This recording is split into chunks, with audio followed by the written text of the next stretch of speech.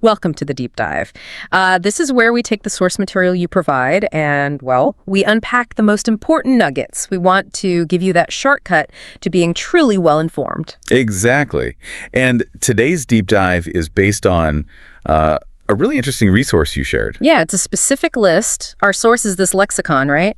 A curated list of 40 advanced English words, C2 level stuff. That's right. Comes complete with definitions, sample sentences, and crucially, those usage notes, which are super helpful. Definitely. So forget just, glancing at a dictionary. Think of this as us exploring this specific list together. Our mission is pretty clear. Let's not just read these words. Let's really unpack them, understand their power, and figure out how you can integrate them into your own communication. It's about getting the maximum value from this particular vocabulary list you sent over. And the source itself highlights something important. Which is? Well, these aren't just like obscure words for showing off. They're described as high utility, really valuable for situations needing precision, needing clarity. It's exactly academic writing, professional settings, or even just, getting complex ideas across with more nuance. Okay, great. Let's dive straight in then. Let's get into this lexicon. We'll explore them, maybe group a few if it makes sense. But yeah, the goal is to cover each one from your source. Sounds good. Where should we start? Kicking us off is ubiquitous. The source defines this pretty simply as present everywhere. Right. And the sample sentence is a good one. Smartphones have become ubiquitous in modern society. Really paints the picture. It does. And the usage note, use when describing something widespread, it just feels, much more precise than common, doesn't it? Yeah, it's not just common. It's like everywhere you look in that context, it feels inescapable. Right. That's that C2 level kicking in. Ubiquitous suggests it's integrated into the fabric of daily life. Using it definitely elevates your description, makes it more formal, more about prevalence. Okay, following that, we've got disparate definition. Fundamentally different. And this sentence helps clarify. They come from disparate backgrounds, but work well together. Shows that contrast. The note says, used to contrast unlike elements. So yeah, for big differences, right? Not just minor stuff. Deep-seated unlikeness. Precisely. Disparate implies they lack inherent connection. If you're analyzing ideas or groups that seem totally unrelated, disparate is the word. It sharpens your analysis way beyond just saying different. Okay, next up. Perfunctory. This means done with minimal effort. Ah, yes, the classic sample sentence. She gave a perfunctory nod before walking away. You can just picture it. Totally. And the usage note is quite telling. Useful in critiquing weak attempts or routine actions. Perfect for something done just out of duty, maybe. No real energy behind it. Yeah, and what's insightful here is that perfunctory usually has a negative feel, right? It suggests a lack of care, maybe even sincerity. So using it is a critique. Often, yes. You're not just describing the action, you're commenting on the lackluster effort behind it. Think of perfunctory reports or perfunctory apologies. Yeah. Not very convincing. Makes sense. Okay, moving to something about reducing problems. Mitigate. Your source defines it as to lessen the severity. Sample sentence. The government took steps to mitigate the effects of the crisis. Very relevant. And the note is practical. Use in formal or problem-solving contexts. Seems like the go-to formal word for softening a blow or reducing harm. It really is. Yeah. It's key in policy discussions, risk management, environmental stuff. It's about actively intervening to make a bad situation less bad. Maybe not fixing it completely, but lessening the impact. So knowing mitigate helps you discuss solutions with the right level of formality. Exactly. And precision. Okay, and what I find really evocative, insidious, your source calls it subtly harmful. Ooh, yeah. The sample sentence really brings home that subtle danger. The disease has an insidious onset, making early diagnosis difficult. And the usage note concerns its power.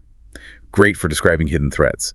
It implies the danger isn't obvious up front. It works its harm gradually, maybe secretly. It adds such a layer of, quiet menace, doesn't it? Like something creeping up on you. Exactly. Not just harmful, but subtly harmful.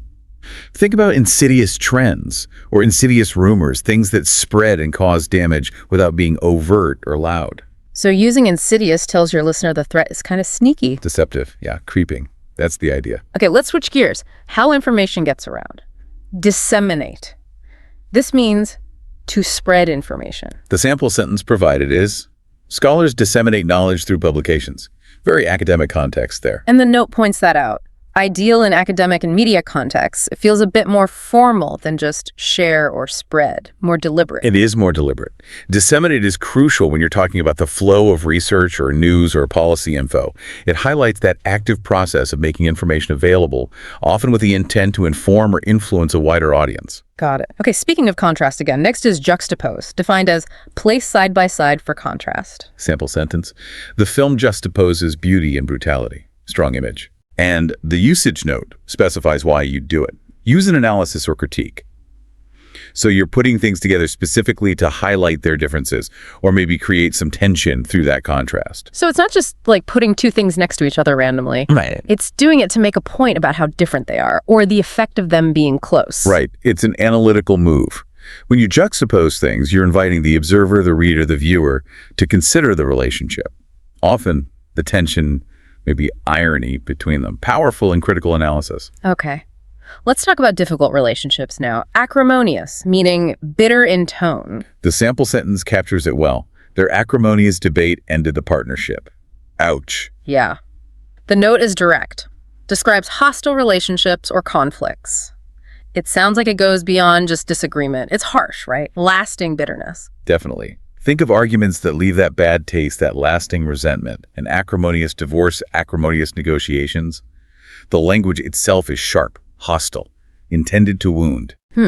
Now, something people might do in those situations. Obfuscate. Defined as to make unclear. Ah, yes. Sample sentence from the source. The company's jargon-laden report only obfuscated the facts. Happens all the time. Right. The note says it's often used in critical or analytical writing. So it's the perfect word when someone's deliberately making something confusing, trying to hide the truth. Exactly. It strongly implies intent to cloud the issue. Unlike something just being accidentally confusing, obfuscate suggests a deliberate effort to obscure clarity. Using the word lets you critique that tactic directly. Okay, I see. And finally, for this first batch, impetuous. This means acting quickly without thought. Sample sentence. His impetuous decision cost them the deal. A cautionary tale. And the usage note is a clear warning. Use to critique hasty actions. Captures that sense of rushing into something without thinking about the consequences. Yeah, it's more than just quick. It's quick and probably regrettable because there was no foresight. An impetuous remark. An impetuous purchase. Acting on impulse. Right. Acting on sudden urges or emotions rather than careful thought. The word itself highlights the potential downside. Wow, okay, that's 10 words down already. And you can really hear how they add that extra layer of precision. Let's keep going, unpacking this list. How about we look at some words describing character or feelings next? Good idea. Let's start with lament. Your source defines this as to mourn or express sorrow. Sample sentence. She lamented the decline of traditional values. Quite reflective. The note suggests use in reflective or emotional contexts. Yeah. And yeah, it feels deeper than just being sad or regretting. It implies a real heartfelt expression of grief or sorrow over something lost. I think so. It conveys significant emotional depth and reflection. Okay. For a more positive trait, how about magnanimous, meaning generous in spirit? Sample sentence. Despite losing, he was magnanimous in defeat. That's real class. It is. The note says, good for praise or character descriptions.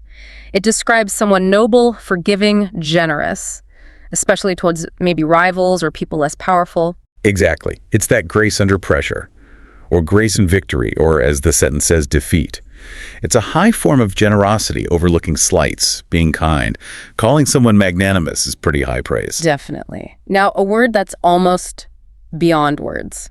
Ineffable, meaning too great to describe in words. Sample sentence provided.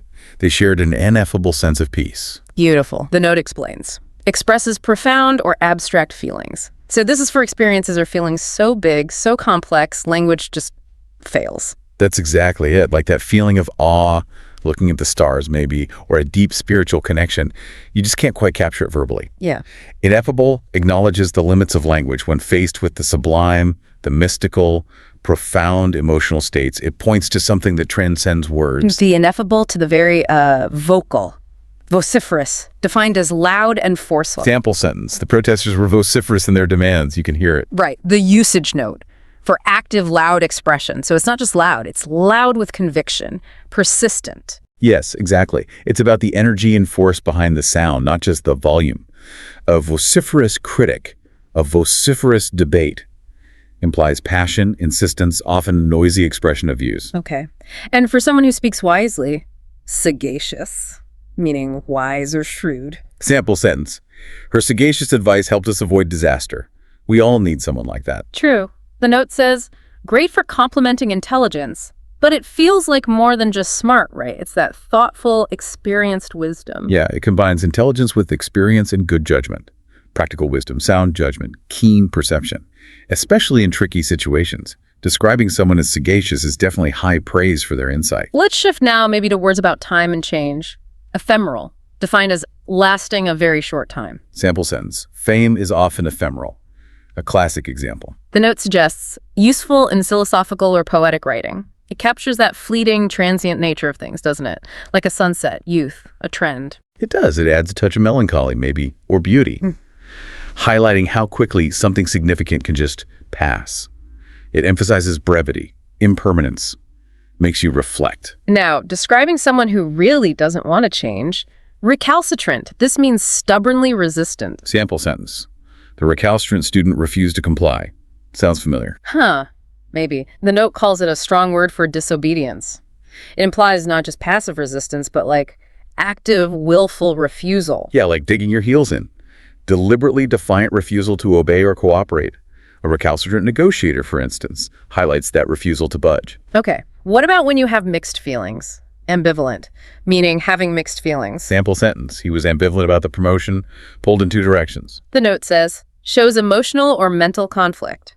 This seems crucial for describing that state where you feel conflicting things about something. Right. It's not just being undecided. It's feeling both positive and negative, or having conflicting desires. Unlike indifference, where you have no strong feelings, ambivalence means you do have strong feelings, but they clash. Key distinction. Got it. Now, for handling stress with grace, equanimity, defined as calmness under stress. Sample sentence. She faced the challenges with equanimity. Admirable. Very. The note suggests, use in positive character description. Describes that mental calm, composure, evenness of temper, especially when things are tough. It's a really valuable trait. Equanimity is about maintaining that balance, that control, when faced with adversity. Speaks to resilience, emotional stability. And maybe on the flip side of that, obsequious, meaning overly submissive. Sample sentence. His obsequious behavior annoyed his colleagues. Yeah, you can see why. The note frames it as a critique. Useful in critiques of social behavior, describes someone excessively eager to please to the point of being servile, fawning. Exactly. Like trying way too hard to impress someone in authority, often insincerely. It implies a degrading level of humbleness or attentiveness. Not just polite, excessively deferential, often for personal gain.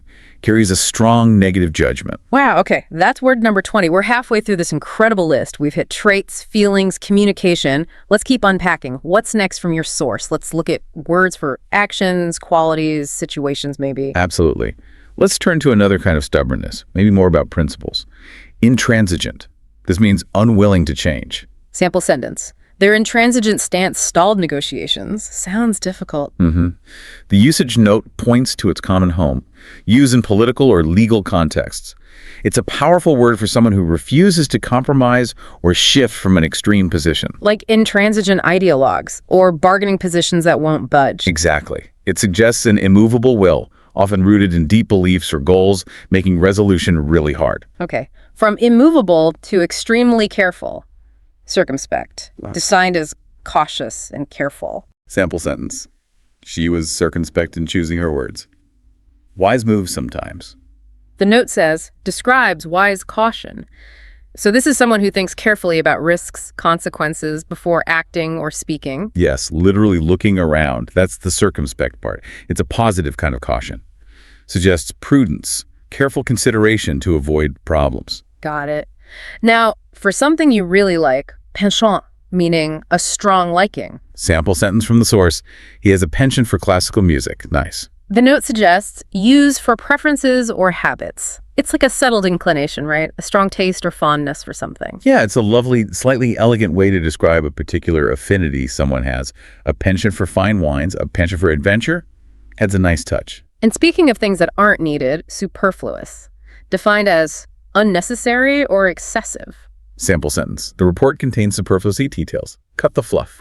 The note says it's ideal in critiques or simplification. Perfect for pointing out stuff that's just extra, over and above what's needed, adding no value, maybe just cluttering things. Exactly. Like extra words in a sentence, redundant features. It highlights redundancy or excess. Calling something superfluous means you think it serves no useful purpose. Might even detract from clarity. Okay, let's get loud again. Cacophony. This means harsh mixture of sounds. Sample sentence. The cacophony of traffic woke me up. Urgh. Horrible. The note calls it a vivid descriptive word. Describes a harsh, discordant, unpleasant mix of noises. Yeah, it's not just noisy. It's that jarring, chaotic, bad noise. A really strong sensory word. Think construction sites or badly tuned instruments all playing at once. Creates a sense of auditory chaos. Right. From sound to stance. Bellicose. Defined as aggressive or like. Sample sentence. His bellicose rhetoric raised tensions, often heard in politics. Yeah, the note says, describes hostile individuals or nations. Used for people or groups eager to fight, aggressive, demonstrating hostility. Absolutely. Yeah. Often used in political commentary. Describes that readiness or inclination towards conflict or aggression. Often in speech or attitude, maybe not active fighting just yet, but heading that way. Okay. And for the perfect example of something, quintessential, meaning the perfect example. Sample sentence. She's the quintessential professional. High praise indeed. The note says, excellent for highlighting ideal cases. Describes something that's the most perfect or typical example of a quality or class. Exactly. It embodies the very essence of something. Calling something quintessential implies it's the ultimate, purest representation of whatever quality you're talking about. And how about someone who speaks like that quintessential professional? Eloquent. Defined as fluent and persuasive in speaking. Sample sentence. His eloquent speech moved the audience. The power of words. The note suggests use for public speaking praise. So this is beyond just speaking well. It's expressive, persuasive, maybe moving. Yes, exactly. Language that's not only fluent, but also stirring, impactful. An eloquent writer, an eloquent speaker. It's high praise for communication skill that really captivates and convinces through its beauty and force. Nice. Liking about awareness now. Cognizant, meaning aware and informed. Sample sentence. We must be cognizant of the risks. Sounds like a call to responsibility. Yeah, the note says, good in discussions on responsibility. It means having knowledge or awareness, but it feels like it implies you need to do something with that awareness. I think so. It implies a conscious recognition and understanding, particularly of something that has implications you need to consider or act upon, not just passively knowing, but being actively mindful. Okay. And lastly, for this section, vindicate. Defined as to clear of blame. Sample sentence from the source. The new evidence vindicated the accused. Justice served. The note points out, use in legal or justice contexts. Means clearing someone from accusation or suspicion, proving them right or justified. Exactly. It's a powerful word for restoring a reputation or establishing the truth after doubt or attack. Demonstrating someone or something was correct all along. Great. Okay, just 10 words left from this list you provided. We're nearing the end of this deep dive. Let's unpack these final terms. Let's do it. Continuing this journey. Our next word, often used as a critique, I think, prosaic. This means dull, lacking imagination. Sample sentence. The novel's prosaic style disappointed readers. Ouch. Yeah, sounds like a critique. The usage note makes its function clear. Useful in artistic critiques. It's basically the opposite of poetic, exciting, or imaginative. Just ordinary, uninspired. So when you use prosaic, you're hitting at that lack of creativity or flair. In writing, art, maybe even just life. Pretty much, yeah. Critiquing a lack of excitement. Okay. Now, someone who just won't learn their lesson. Incorrigible. Defined as incapable of being corrected. Sample sentence. He's an incorrigible liar. Strong words. Very. The note calls it a strong term for persistent bad habits. Describes a person or habit that's just beyond correction or reform. Sometimes used humorously, but can be serious. Right, like someone who keeps making the same mistake or doing the same bad thing no matter what. An incorrigible optimist, maybe, or an incorrigible flirt. Highlights that deep-seated, unchangeable tendency. Okay. For a more positive kind of persistence. Tenacious. Meaning persistent. Determined. Sample sentence. Her tenacious effort led to success. Good for her. The note calls it a positive word for dedication. Describes someone determined, persistent, holding firmly to a goal or belief despite hurdles. Yes, that's that grit, that refusal to give up, a highly valued trait. Being tenacious is about clinging on to a goal, a belief, even literally holding on tight with stubborn resolve. Got it. From determination to secrecy. Clandestine. Defined as secret or concealed. Sample sentence, they held a clandestine meeting. Sounds intriguing. Definitely. The note says, perfect for spy or political contexts. Describe something done secretly, often because it's maybe unauthorized, illicit, or just needs to be hidden strategically. Yeah, adds that air of intrigue, maybe a little suspicion. Implies secrecy with a purpose, often for something sensitive. Clandestine operations, clandestine affairs. Right. How about when you're just not sure about something? Dubious, meaning doubtful or questionable. Sample sentence, the data is of dubious origin. Raises a red flag. The note suggests, used to express skepticism. Describe something questionable, suspicious, uncertain truth or quality. Makes you doubt it. Precisely. If you call something dubious, a dubious claim, a dubious character, you're signaling distrust. Suggests caution. Maybe needs more investigation. Makes sense.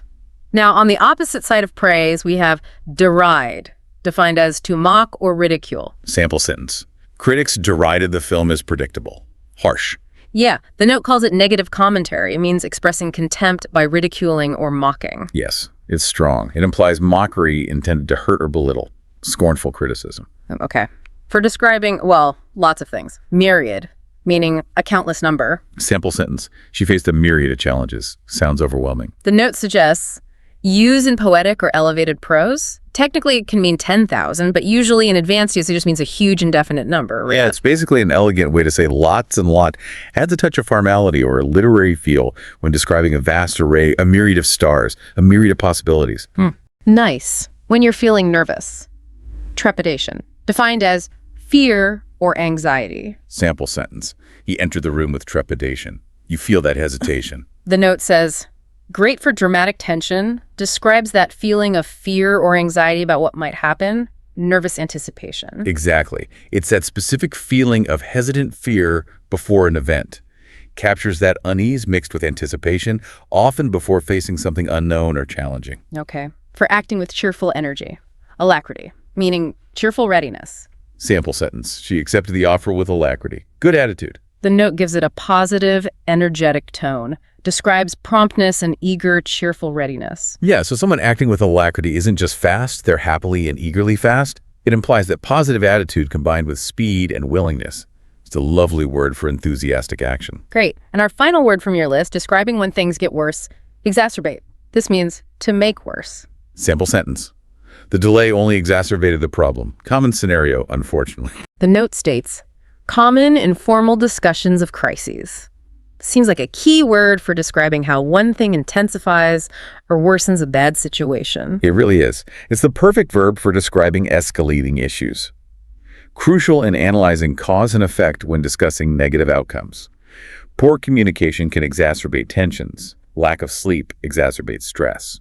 And there we have it. Wow. We've actually journeyed through all 40 of those advanced English words from the lexicon you provided. Yeah, it's been quite the deep dive into vocabulary, really designed to enhance communication, add that precision, clarity, impact to your writing and speaking. Absolutely. Our mission was to unpack these specific words, right? To get beyond just recognizing them, to really understanding how to use them effectively, giving you that shortcut to expressing yourself better, being more, well, articulate about complex ideas. And integrating words like these into your active vocabulary just gives you more sophisticated tools, helps you navigate nuanced topics, communicate with, greater authority, maybe even grace. So thinking about this whole exploration of precise, powerful language, here's a final thought for you to consider, based only on what we've discussed from your source. How might actively choosing and using more precise language, like these C2 words we've just unpacked, how might that not only change how you express your existing ideas, but maybe even subtly influence or refine how you actually think about complex topics in the first place? Something to mull over. Welcome to the deep dive. Oh. Okay, get ready, because today we're really digging into something useful. A list of, I think it's 30 high-level vocabulary words. That's right. Words carefully picked out. Exactly. Think of them as essential tools. If you want to cut through complex stuff, understand advanced ideas faster, and just, communicate with real clarity. Precision is key. Totally. So our mission today, we're going to unpack these words one by one. Look at what they mean, sure, but also how they're used in the real world. And why they matter. Yes. Why getting a grip on this specific list is kind of a shortcut. Not just sounding smart, but actually being better informed, more articulate, whether you're reading research, policy stuff, or just, well, smart analysis. Absolutely. It's definitely not just about the dictionary definition.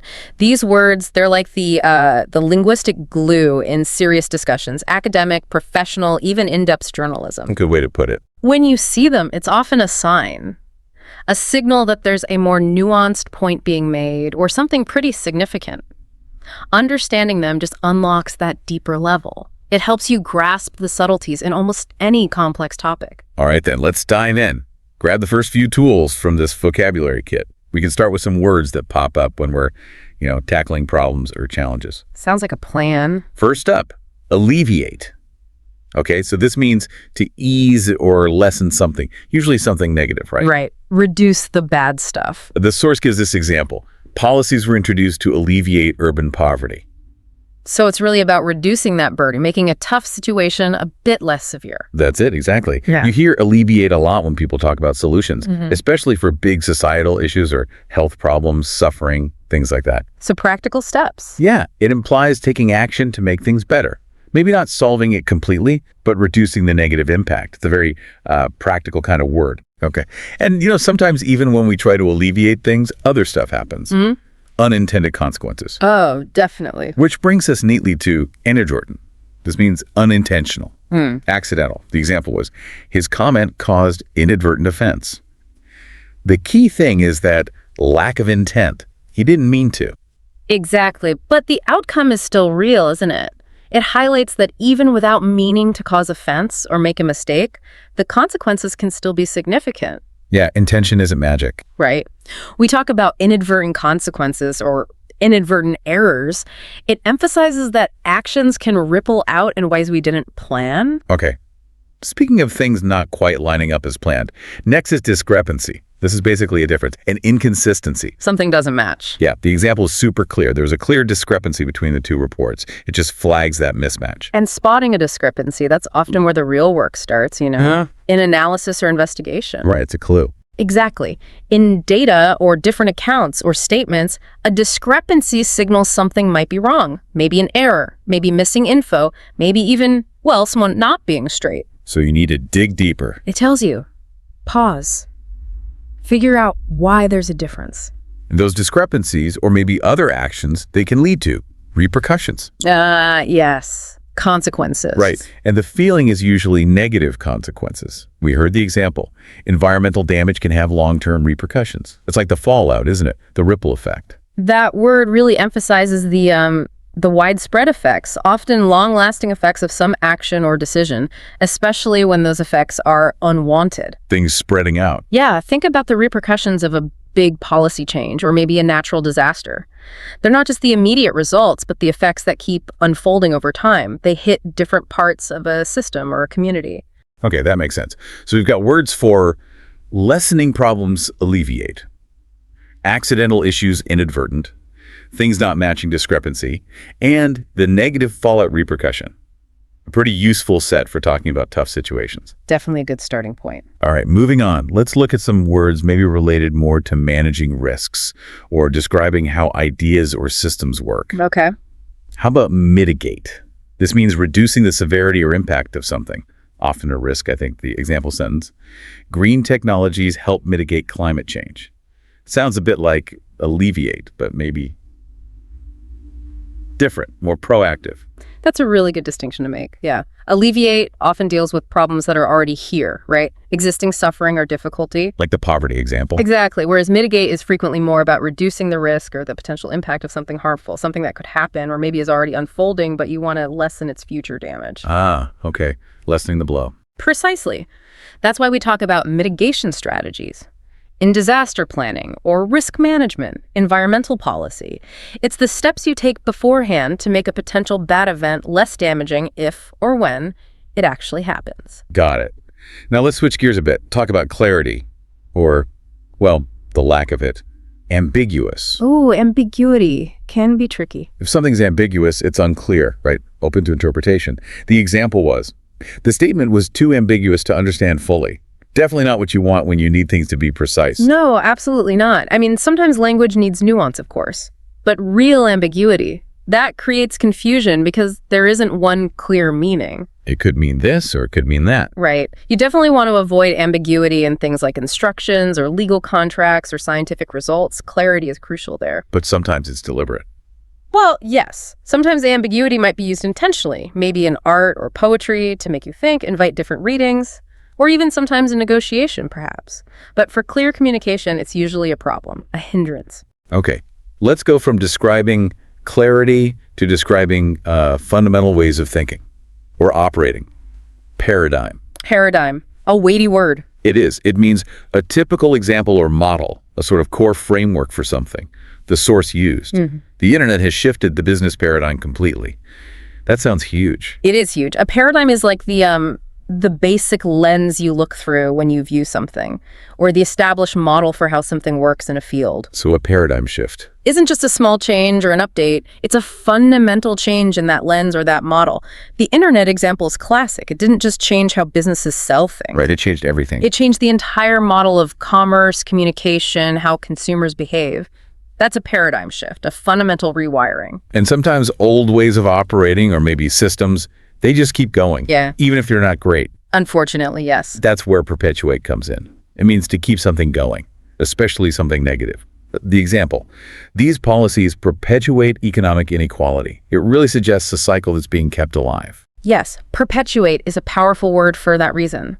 It highlights how certain actions or structures or even beliefs can actively maintain or prolong conditions we don't want. So the policy itself keeps the inequality going. Exactly. When a policy perpetuates inequality, it means it's designed, maybe unintentionally, maybe not, in a way that continues or even worsens the gap. Yeah. It makes it harder to break that cycle. It forces you, as you said, to look at the underlying mechanisms keeping a problem going. Okay.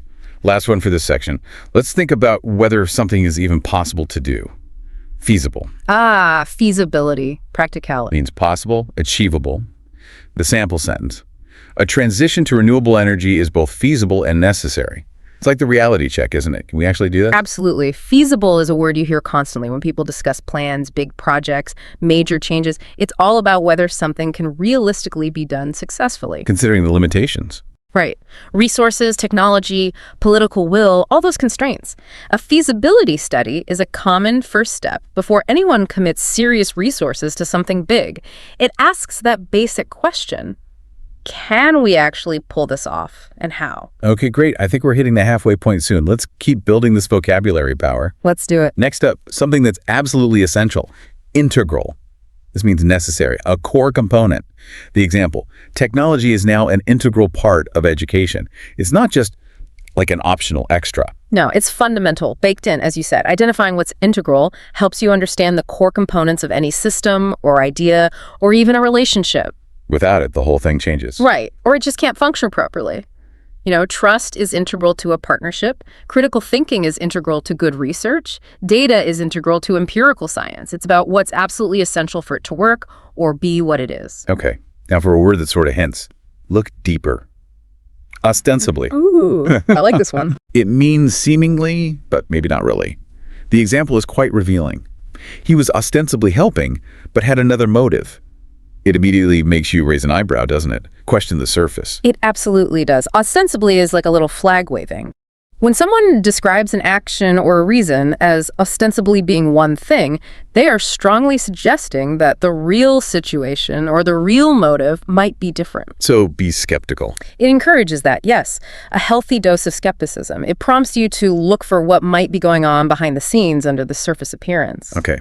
From questioning motives to things actually breaking down, deteriorate. Decline over time. Exactly. To worsen over time, the example. Without investment, public infrastructure will deteriorate. It's a word for that slow, downward slide. Negative change. Deterioration is usually a process, isn't it? A decline in quality or condition or effectiveness.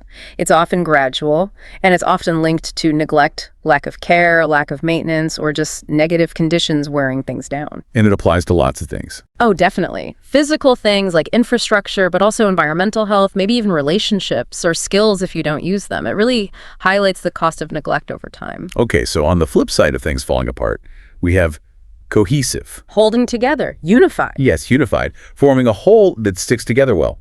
The example. A cohesive argument is vital for academic writing.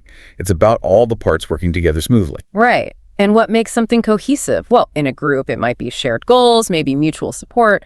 In writing, like the example. The argument needs to flow. Exactly. It's the logical connections, the smooth flow between the ideas that makes the whole thing easy to follow. Understandable as a single strong unit. A cohesive team or cohesive argument is usually much stronger, much more effective than one that's all fragmented. Okay. And, back to making problems worse. Exacerbate. To make something bad even badder. Pretty much. To make a problem more severe. The example. Poor planning exacerbated the flooding issue. Definitely the opposite of what you want to achieve. Yes, it's the direct opposite of alleviate or mitigate. Exacerbate describes actions or maybe external factors that intensify an already existing problem. They make it worse than it was. Like throwing fuel on the fire. Kinda, yeah. The flooding example is perfect. The flooding was already a problem, but the poor planning made it significantly worse. This word really highlights how misguided efforts, or sometimes just external events, can deepen difficult situations. Okay, we've done 15 words now. That's a solid base. Let's push through the next set. Halfway there. Keep going. Some things just feel like they are absolutely going to happen. No stopping them. That's inevitable. Certain to happen. Unavoidable. Yeah. The source suggests technological disruption is inevitable in most industries. It feels like a massive force, almost like nature. Inevitable is a really strong claim, isn't it? It suggests an outcome is basically guaranteed given the current trends or the forces at play. But is anything truly inevitable? Well, that's the philosophical question, isn't it? Predicting the future is always tricky, but the word is used powerfully to describe forces that seem so strong, so persistent, that their consequences feel almost bound to happen. Like tech change or demographics. Right. And thinking about what forces people perceive as inevitable can really influence how we react or how we prepare for the future, or even if we bother preparing at all. Interesting point. Okay. From these big forces to potential rewards. Lucrative. Money talks. Highly profitable. Definitely. The example. E-commerce has become a lucrative sector. A word you hear all the time in business, finance, economics. Lucrative just means something generates a lot of profit, significant financial gain. It's obviously a huge driver in business decisions, investment strategies. What makes it lucrative?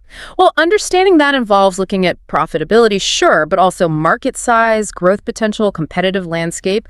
Why is this area making so much money? That's the question it prompts. Okay, now let's talk about how people state their views, especially in a more formal setting. Contend. To argue or assert a position. Yeah, argue or assert something, often in a debate or a serious discussion. Example, experts contend that regulation is needed. They're putting forward that argument strongly. Exactly. When someone contends something, they're not just casually sharing an opinion. They are putting forward a claim, an argument, usually with the expectation that they need to back it up with reasons or evidence. Like in academic papers. Precisely. Academic papers, legal arguments, policy debates, you see different sides contending for their particular viewpoint or their proposed solution. It implies a level of formal argument. And speaking of backing things up, you need to substantiate your claims. Provide the proof. Support with evidence. Yes. The example. The theory must be substantiated with data. This word feels absolutely fundamental for anything to be credible. It is absolutely fundamental in science, law, good journalism, really any field where claims need to be taken seriously. You have to be able to substantiate what you're saying. What counts as substantiation? Well, it depends on the field. But things like data, verifiable facts, expert testimony, documented sources, logical reasoning. These are the tools you use to substantiate a theory or a statement. It moves it from just being an assertion to being a conclusion that's actually supported, something you can build on. Makes sense. Okay, last one for this group. A word for weakening something, often kind of slowly or subtly. Undermine. To weaken or damage, often from below. Yeah, weaken or damage, often in that insidious way. The example is powerful. Corruption can undermine public trust in government. It's about eroding the very foundations. Undermine is such a great word for describing that process. Weakening something indirectly, maybe incrementally, rather than through a direct, obvious attack. Like chipping away at it. Exactly. Corruption doesn't usually destroy public trust in one go, does it? It erodes it, bit by bit. In the same way, constant unfair criticism can undermine someone's confidence, or lack of resources can undermine a project's success. It's a word for that gradual, often subtle weakening. Okay, just 10 more words left on this list. We're really getting into some nuanced territory now. Feels like it. Let's finish strong. Okay, let's look at a slightly more formal way to bring in a contracting idea. Albeit. Sounds a bit formal, but useful. Yeah, it's basically a more formal way of saying, although the example.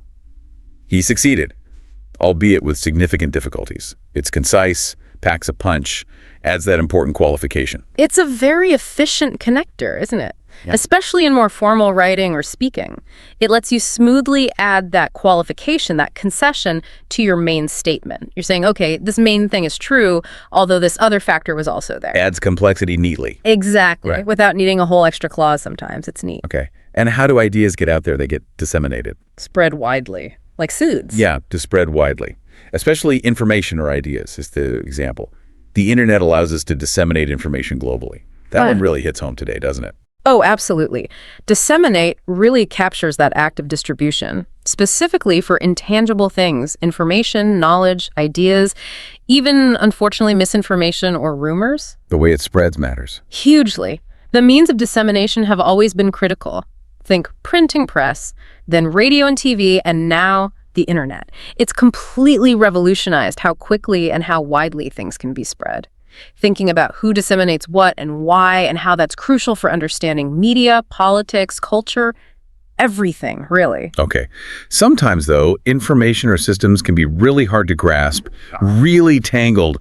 That's when they're convoluted. Ah, yes. Complex and difficult to follow, messy. Yeah. The law's convoluted language confused many citizens. That example gives you that feeling of just being lost in the complexity. It's not just complex, it's twisted. That's a good way to put it. Convoluted implies a level of complexity that actively gets in the way of understanding. It's not just intricate, it's tangled, like you said, like a knotted piece of string. Where do we see this? Oh, lots of places. Bureaucratic red tape, sometimes dense academic theory, definitely legal texts sometimes. Even just poorly structured arguments can feel convoluted. They become inaccessible, frustratingly complex. Okay. Now for a word about bouncing back from tough times. Resilient. A very positive quality, able to recover quickly. Yeah, able to recover quickly from difficulties. The source gives that hopeful example. Children are often more resilient than adults expect. It's about toughness, adaptability. Resilience is fundamentally about capacity. The capacity to adapt, to recover, maybe even to grow when faced with stress, adversity, major change. Applies to more than just people, right? Oh, absolutely. We talk about resilient communities, resilient economies, resilient ecosystems, even resilient infrastructure. What makes something resilient? Often things like flexibility, strong support systems, maybe redundancy, and definitely the ability to learn from setbacks and adapt. Before we hit the very last few, let's talk about looking really closely at something. Scrutinize. To examine very carefully, put it under the microscope. Yes. Examine closely and carefully. The advice in the example is spot on. We must scrutinize the contract before signing. Essential, really. Scrutinize suggests more than just a quick look. It implies a very close, detailed, and critical examination. You scrutinize something when the details really matter, when there could be hidden problems, or when accuracy is paramount. Like financial reports. Exactly. Financial records, scientific data, legal documents, important claims made by politicians or companies, they all should be scrutinized to check their validity, find errors, biases, or hidden clauses. It's all about thoroughness and paying close attention. All right, deep breath. The final 5 words on our list. Let's bring it home. The home stretch. Starting with something that seems to be simply everywhere. Ubiquitous. Present everywhere. Omnipresent almost. Yeah. The example is so true for our times. Social media has become a ubiquitous part of daily life. You literally can't escape it sometimes. Ubiquitous describes something that's become so common, so widespread, that you just encounter it constantly, almost in every context. Like smartphones. Smartphones are a perfect example. Plastic. Maybe advertising. When something achieves that level of ubiquity, it usually signals a really major shift in how we live or work or interact. Its very presence everywhere has profound effects that we often just start taking for granted. Okay. Who are the people pushing for change, pushing for new ideas? Often, they are proponents. The supporters, the advocates. Right. Someone who supports an idea or a plan, the example. She is a strong proponent of clean energy reform. They're the ones championing the cause. Proponent is the natural opposite of opponent or critic. Proponents are the active supporters. They advocate for a cause, a policy, an idea. They try to persuade others, build support, create momentum. Understanding them is key. Absolutely. To analyze any debate or social movement, you need to understand who the key proponents are, what arguments they're making, and what motivates them. Okay. We talked earlier about repercussions. Now, a similar idea, but maybe suggesting more complexity, ramification. Right. A complex, often unwelcome consequence. Yeah, complex or unwelcome consequences, often maybe unforeseen, the example. The decision has serious legal ramifications. It suggests not just one consequence, but maybe a whole branching set of results. That's a key difference, I think. Like repercussion, ramification points to consequences. But it often implies a wider, more tangled, sometimes negative chain of outcomes that might not have been obvious at first. Like dominoes falling in weird directions. Kind of, yes. A single decision can trigger legal ramifications and economic ones and social ones and political ones. They can intertwine and create whole new sets of problems or challenges down the road.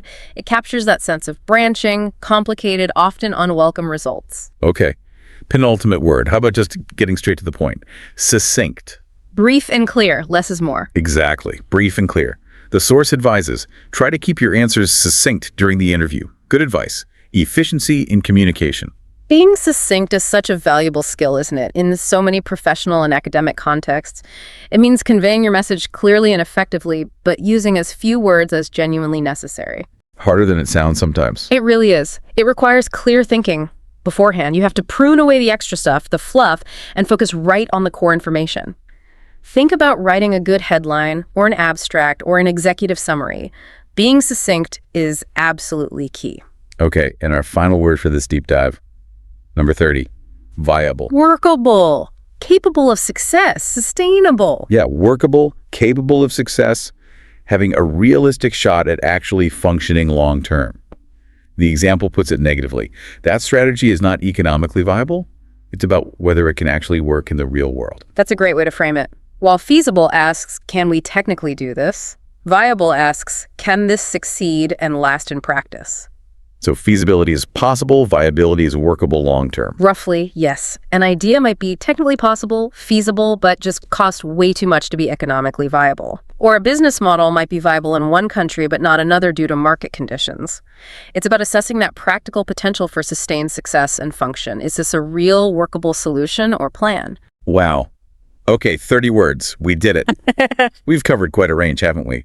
From identifying problems, discrepancy, deteriorate, exacerbate. To talking about consequences, repercussion, ramification, inevitable. And ways to tackle issues, alleviate, mitigate, feasible, viable. And just really precise ways to describe things: ambiguous, convoluted, ubiquitous, succinct, resilient, integral, cohesive, ostensibly. Yeah. Going through them like this really drives home how these specific words give you powerful labels for complex ideas.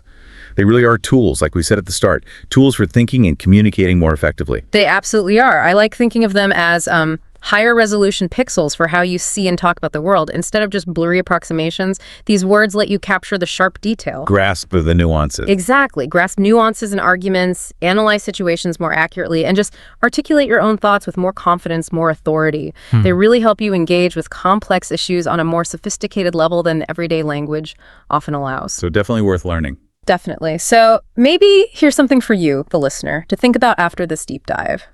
Consider this. How might expanding your vocabulary, especially with precise terms like these, change not just what you can say, but maybe even how you perceive the world? Interesting. Does having a specific word like inadvertent make you notice accidental outcomes more clearly? Does knowing ubiquitous change how you feel about the technology that surrounds you every single day? Is there a complex issue out there that feels just slightly less daunting, slightly more graspable, now that you have a few more precise tools to name its parts? Ever felt like you have a perfect thought in your head, but when you try to say it, the words just, they fall short? You know exactly what you mean, but you're maybe missing that one precise word, that phrase that would make you sound, I don't know, truly articulate, really confident, just in everyday conversation. Oh, absolutely. It happens all the time, right? Yeah. We tend to stick to our comfortable vocabulary, which, look, it works fine most of the time, but sometimes, to really capture a specific feeling or describe someone's personality properly or explain something complex, those basic words just don't quite cut it. Exactly. And that's precisely what we're diving into today. We got our hands on this fascinating source material. It's a list, basically, curated with 40 high-level English words, C2 level, to be exact. But here's the really interesting part. This list focuses specifically on words that are genuinely useful and, impactful in daily conversation, not just dusty academic terms you'd never actually say out loud. Right. That's the core idea from the source, that mastering these particular words can be a kind of shortcut, a way to integrate richer vocabulary into your normal everyday chat.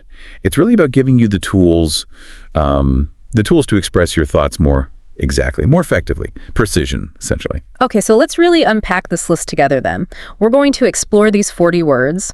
We'll look at the definitions straight from the source, see them in action with the sample sentences provided, and we'll talk about how they can genuinely lift the way you communicate, maybe starting today. We thought maybe instead of just going 1 to 40, we could group them a bit, like words for people, words for situations, see how they connect. Yeah, I think that makes sense. And what's really valuable here, I think, is the focus on practical use. C2 vocabulary can sound a bit daunting, right? You might think of, dense textbooks or super formal speeches. But this source, it really zeroes in on words that add depth and nuance, even when you're just, chatting with friends or talking about a movie or your day. And having those definitions and sample sentences directly from the source gives us a really solid base to work from. Agreed. So let's jump in. Maybe start with words that are fantastic for describing people, their traits, how they talk, how they interact. First one up, eloquent. Okay, eloquent. The source defines this as fluent and persuasive in speech. Fluent and persuasive. And the sample sentence they give is, she gave an eloquent toast at the wedding. You see how that's more than just saying she spoke well. Eloquent adds those layers, right? Flow, grace, impact. It really suggests the words were chosen beautifully and maybe moved people. Yeah, it's got weight. Then there's a related word, but it's more about understanding others. Perceptive. Our source describes someone perceptive as quick to notice or understand. Quick to notice or understand. The example is, he's very perceptive when it comes to people's feelings. So this isn't just someone who sees things, but someone who quickly gets the underlying stuff, the meanings, the emotions.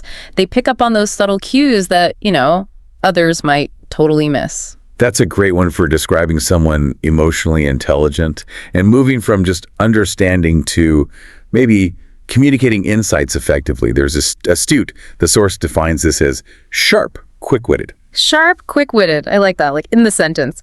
She made an astute observation about the project. An astute comment isn't just clever, it's properly insightful. It might reveal something really important, something previously unnoticed, maybe in a complex situation. It feels sharp, intelligent. Definitely. Now, if we're talking about honesty, directness, and communication, the list includes candid. This means honest and direct. Honest and direct. And you might use it like this. Can I be candid with you? I didn't like the movie. Using candid there, it sort of signals, doesn't it, that you're about to be really straightforward, maybe even a bit blunt. It sets an expectation for direct honesty, which can be useful depending on the chat. It's like giving a little warning in a good way. Yeah. Okay, how about someone who's clever and funny with their words? The source offers witty, meaning clever and funny. Clever and funny. The sample sentence is spot on. He always has a witty comment ready. Witty, yeah. It combines intelligence with humor. It's about those quick, clever remarks that are amusing, but often kind of insightful too. Right. And then there's being careful not to offend while still being direct. The word for that is tactful, defined as polite and sensitive. Polite and sensitive, as in, she handled the situation in a very tactful way. Being tactful is all about navigating those tricky social situations with a bit of diplomacy, isn't it? Choosing your words carefully to avoid causing unnecessary upset, especially in difficult conversations. It's a really valuable skill. Hugely valuable. Now, for someone who is confident, expressing their needs or opinions, the source gives us assertive, meaning confident and direct. Confident and direct, the example. You need to be more assertive during meetings. Assertive is about expressing yourself clearly, confidently, standing up for your view or what you need. But this is key, doing it while still respecting other people. It's definitely different from being aggressive. That's a crucial distinction. Okay, someone who can easily attract and influence people, they might be called charismatic. This means charming and inspiring. Charming and inspiring. She's incredibly charismatic. Everyone listens when she talks. Oh, yeah. Yeah, this describes that kind of magnetic personality, doesn't it? Someone whose presence just captures attention and respect. It's more than just being friendly. It's like they have this compelling aura. Definitely. And finally, for this group about sort of people's fundamental nature, there's genuine, meaning real and sincere. Real and sincere. Like when you say, he seems like a genuinely kind person. Genuine emphasizes that authenticity. A genuine person is sincere. They're not putting on a front. And using the adverb genuinely, like in the sentence, is super common. Yeah, it really reinforces the sincerity. Okay, so that's a good set of words for describing how people communicate, perceive, and just sort of are. Shall we shift slightly, maybe to words describing their approach to tasks, challenges, life in general? Good idea. Let's start with meticulous. Right. The source defines this as extremely careful and detail-oriented. Extremely careful and detail-oriented. And the example, she's meticulous when organizing her schedule. Now, this is way stronger than just saying careful, isn't it? Meticulous implies this intense focus on every single detail. A really high standard of precision, thoroughness. You'd use this for someone who leaves absolutely no stone unturned. Totally. It's next-level carefulness. Closely related, maybe, is diligent, defined as hardworking and thorough. Hardworking and thorough. She's a diligent worker who never misses a deadline. So diligent, it feels like it combines putting in consistent effort with that attention to detail. A diligent person works hard and makes sure the job gets done properly. Yeah, it's about both the effort and the quality. Then, for a more practical, results-focused approach, the word is pragmatic, meaning practical, realistic. Practical, realistic. As in, let's take a pragmatic approach to solving this. A pragmatic approach, it's grounded in reality, isn't it? It focuses on what actually works best in practice to get something done, rather than maybe sticking rigidly to theories or ideals. Exactly. What's feasible, what gets results. Now, someone adaptable, skilled in many areas, they could be described as versatile, meaning able to do many things. Able to do many things. She's a versatile actor, comedy, or drama. She nails it. Versatile is such a great compliment, isn't it? It highlights someone's ability to perform really well in different roles or situations or disciplines. Very useful word. And when facing difficulty, that ability to recover, that's captured by resilient, defined as able to recover from difficulty. Able to recover. The source gives. Kids are more resilient than we give them credit for. Resilient describes that strength, that ability to bounce back from setbacks or stress or adversity. It's about overcoming tough stuff. A really positive trait. Okay, how about how someone appears to handle things, especially stress? There's unfazed. This means not bothered or affected. Not bothered or affected. Sample sentence. She was completely unfazed by the criticism. This is a fantastic word. It paints such a clear picture. Someone just remaining calm, steady, as if the external pressures just have no impact at all. They seem totally undisturbed. Like water off a duck's back. Yeah. Then there's a slightly different shade of calmness, maybe one that's sometimes used to mask other feelings. Nonchalant, defined as calm and casual. Calm and casual. Example. He sounded nonchalant, but I could tell he was nervous. Ah, see? Nonchalant often describes that air of casual indifference or coolness, which, like the sentence says, might not always match what's going on inside. It's more about projecting a relaxed attitude. Yeah, it implies a certain performance, almost. And someone who keeps their emotions separate, especially in tense situations, might be called detached. The source says emotionally uninvolved. Emotionally uninvolved. He tried to stay detached during the argument. Detached suggests that deliberate emotional distance. Yeah. Not letting yourself get sort of swept up emotionally in whatever's happening. It's interesting, isn't it, how these words let you describe not just what someone does, but how they do it, or how they seem while they're doing it. Exactly. Instead of just saying he was calm, you could say he was unfazed, or he sounded nonchalant. And each one adds this whole different layer of meaning. Really precise. Absolutely. Precision is the key. Okay, let's move into maybe words describing emotional or mental states, how someone's feeling inside or reacting to something. Sounds good. First up, a common one, that feeling of mild annoyance. Irritated. The source says slightly angry or annoyed. Slightly angry or annoyed. I get irritated when people interrupt me. This perfectly captures that familiar feeling, right? Being slightly bothered, maybe impatient, not full-blown rage, but definitely annoyed. We've all been there. Okay, what about nervousness about something coming up? The word is apprehensive, meaning Nervous about something coming. Nervous about something coming. I'm a bit apprehensive about my interview tomorrow. Apprehensive describes that specific kind of anxiety, doesn't it? It's tied to looking ahead, anticipating some future event, especially one that feels uncertain or significant. It's like forward-looking worry. Yeah, it's the anticipation that gets you. Now, if someone is quietly thinking deeply, maybe a little sadly, they might be pensive, defined as quietly thoughtful. Quietly thoughtful. He looked pensive, staring out the window. Pensive suggests that state of deep, often quite serious, reflection. Someone pensive is kind of lost in thought, contemplating something with a bit of weight to it. A very evocative word. Then there's a feeling many of us definitely know well, overwhelmed, defined as emotionally or mentally overloaded. Emotionally or mentally overloaded. I'm feeling a bit overwhelmed with everything going on. Yep. This is the perfect word for that feeling of just having too much to handle. Being completely swamped by tasks or information or emotions. Very relatable, unfortunately. Yeah. How about when you really don't want to do something? Yeah. You might be reluctant. The source says unwilling or hesitant. Unwilling or hesitant. Example. I was reluctant to say yes, but I didn't want to be rude. Reluctant captures that inner hesitation, doesn't it? That feeling of not really wanting to agree or go ahead, even if, you end up doing it anyway. That internal conflict. Yeah. Someone who questions things, wants evidence, they might be called skeptical. The source says doubtful. Doubtful. I'm skeptical about that new diet trend. Skeptical implies a specific kind of doubt, though. It's more than just not believing. It's a questioning attitude, a need for proof or more information before you accept something as true. Healthy skepticism. Indeed. Now, for a gentler kind of sadness, maybe reflective, the word is melancholy, defined as a gentle, reflective sadness. A gentle, reflective sadness. There's a bit of melancholy in that old song. Melancholy, yeah, isn't deep despair. It's softer, often kind of wistful or thoughtful sadness, maybe even with a slightly poetic feel to it. It's a beautiful word for a complex feeling.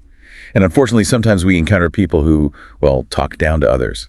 The word for that is condescending, defined as talking down to others. Talking down to others. The sentence, his tone felt a bit condescending during the meeting. Oof. Condescending is such a powerful word for describing that behavior, isn't it? Behavior that makes other people feel inferior, adopting that air of superiority. It's not just rude, it's got that specific unpleasant power dynamic. It really nails that specific type of interaction. It's striking, actually, looking back at this group, how many different shades of internal experience these words allow you to articulate.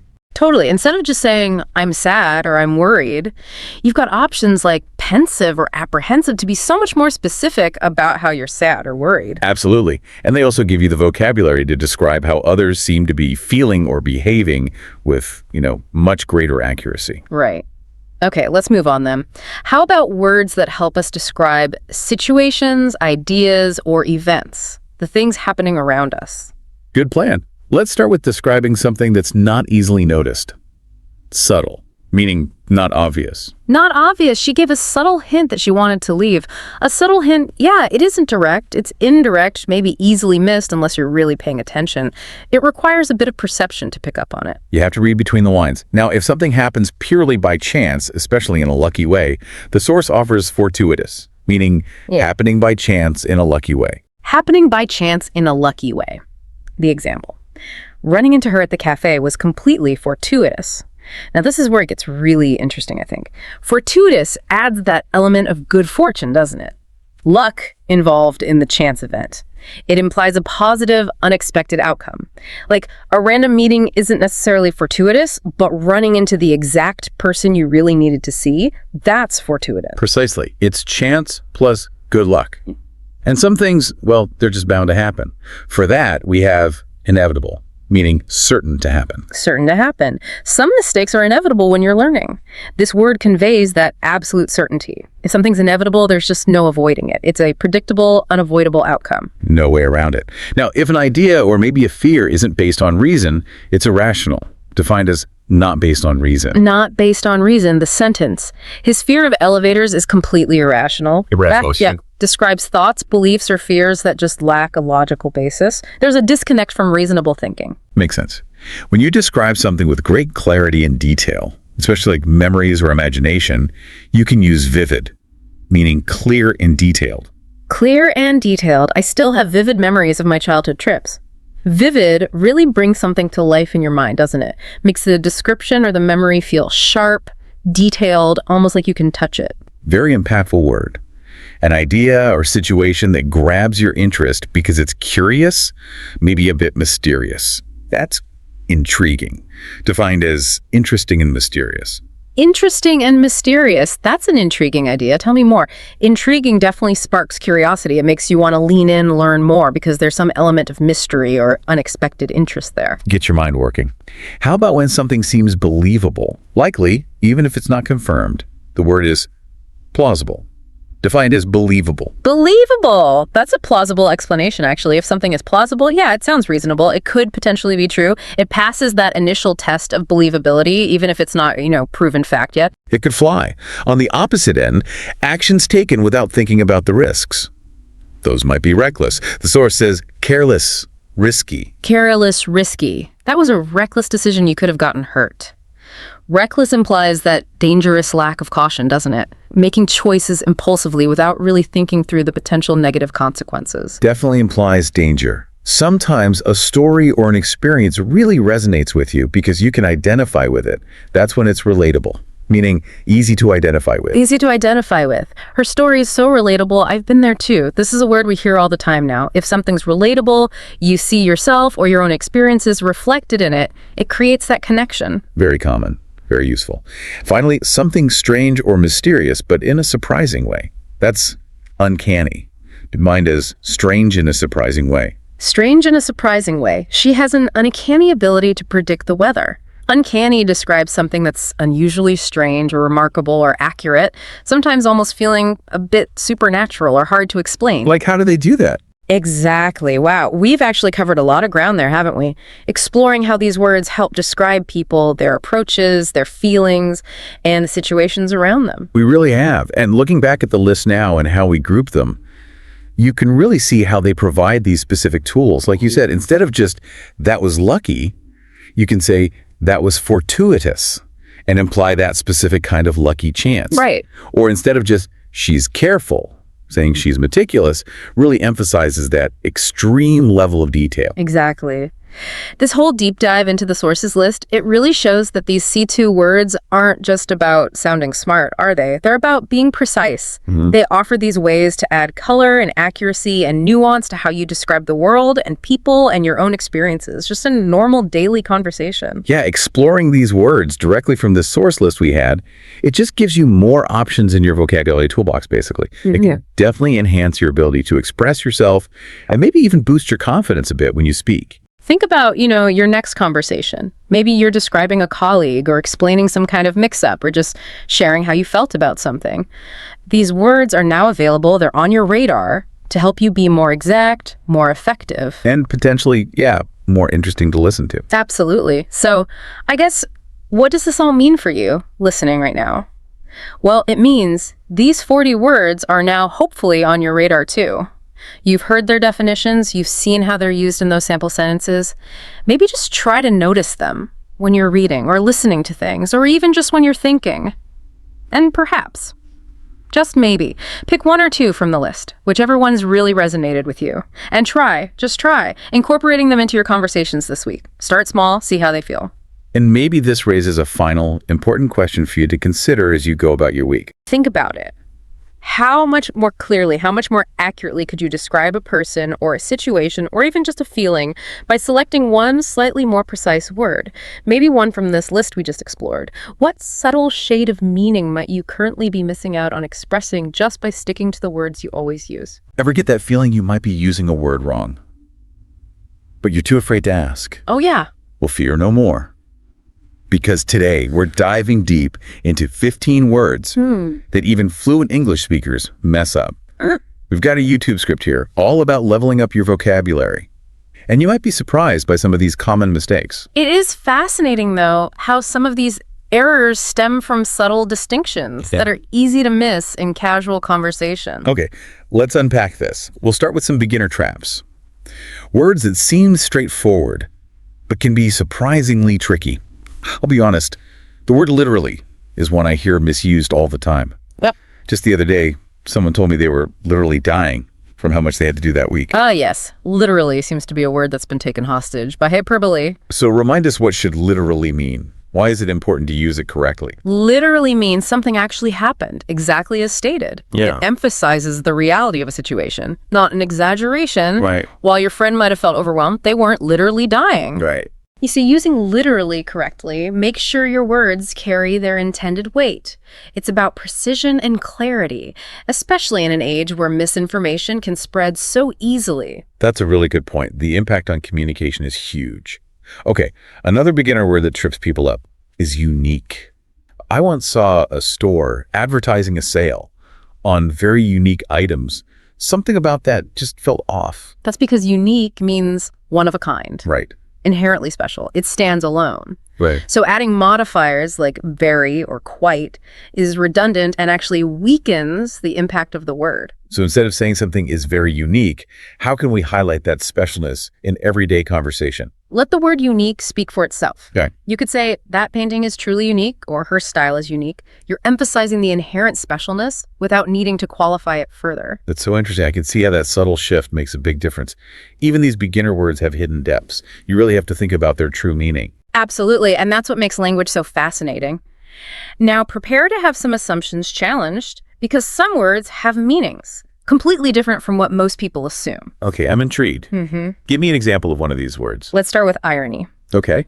Many people confuse irony with simple coincidence or bad luck. For example, someone might say, "It's so ironic that I won the lottery and then got hit by a car."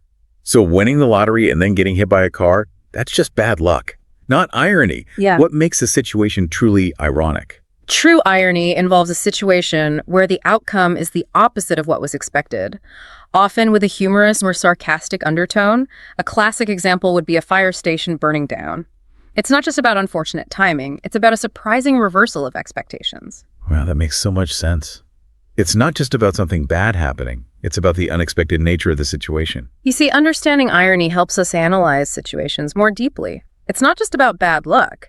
It's about recognizing the unexpected and sometimes absurd nature of life. Speaking of unexpected twists, Yeah. let's talk about a word. Often misused in situations with high stakes.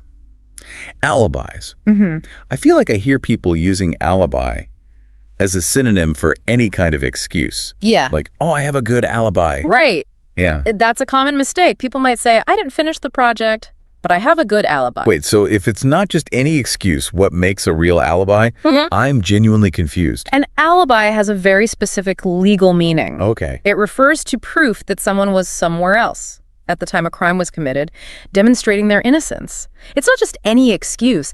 It's evidence that clears someone of suspicion. So using alibi to explain why you didn't finish a project wouldn't really make sense. Exactly. Using alibi in casual conversation when you simply mean excuse can actually undermine your credibility. It shows a lack of precision in your language. Okay, this is making me rethink how I use these words. What other intermediate words are lurking out there, ready to trip us up?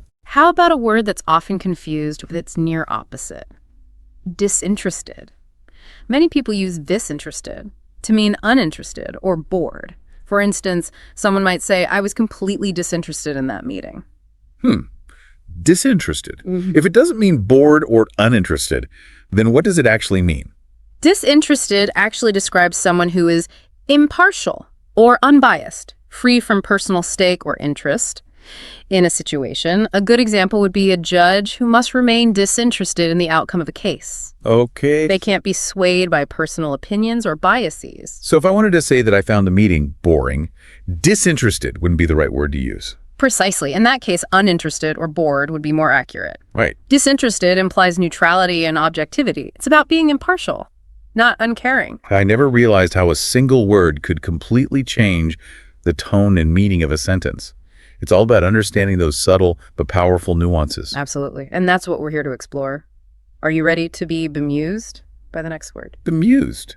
Okay, you've definitely got my attention. What's so tricky about this one? People often think bemused means amused or entertained. Okay. You might hear someone say, "I was bemused by his silly jokes." So if bemused doesn't mean amused, then what's the real meaning? Bemused actually means puzzled, bewildered, or even slightly confused. Think of it as a state of mild perplexity, for example. You might be bemused by a riddle you can't solve. Well, Or a strange event you don't fully understand. so it's not about laughing at a joke. It's about that feeling of, wait, what just happened? Mm-hmm.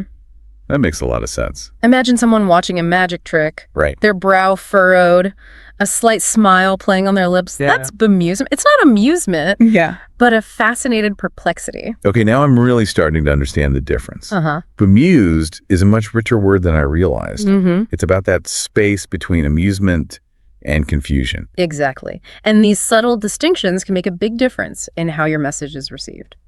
Are you ready for our final intermediate word? Bring it on. I'm ready to tackle anything. All right. Let's explore a word that's often misused to describe something grand or impressive. Enormity. People often use enormity to emphasize the sheer size or scope of something. Uh-huh. You might hear someone say, "I was overwhelmed by the enormity of the project." That's how I usually use it, Mhm. but I have a feeling it doesn't quite mean what I think it means. Yeah. What's the real meaning? While enormity can relate to size, its primary meaning leans towards something more serious and weighty. Okay. It often refers to extreme wickedness, outrageousness, or the sheer gravity of a situation, Right. particularly in a moral or ethical context. So it's less about physical size and more about the weight of the implications. Precisely. Mm. For instance, if you were discussing a horrific crime, you might speak of the enormity of the act to emphasize its moral depravity and the severity of its consequences. Wow, that puts the word in a whole new light. It's not just about something being big, it's about something being profoundly impactful, often in a negative sense. Exactly. It's a word that carries a lot of weight, both literally and figuratively. Okay, we've covered a lot of ground already.